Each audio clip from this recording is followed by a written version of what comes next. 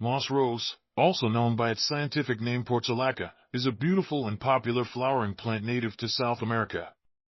It is a low-growing plant that forms a dense mat of succulent foliage and produces vibrant, cup-shaped flowers that bloom in many colors. Moss rose flowers can be shades of pink, red, orange, yellow, white, and even bicolored varieties. The flowers bloom in the summer and are often used as ground cover or in rock gardens due to their ability to thrive in hot and dry conditions.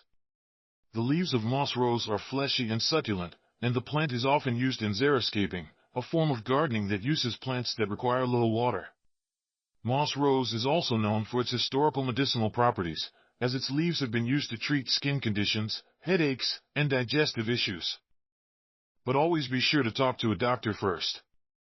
It is a popular ornamental plant that is easy to grow and care for, making it a favorite among gardeners and landscaping professionals.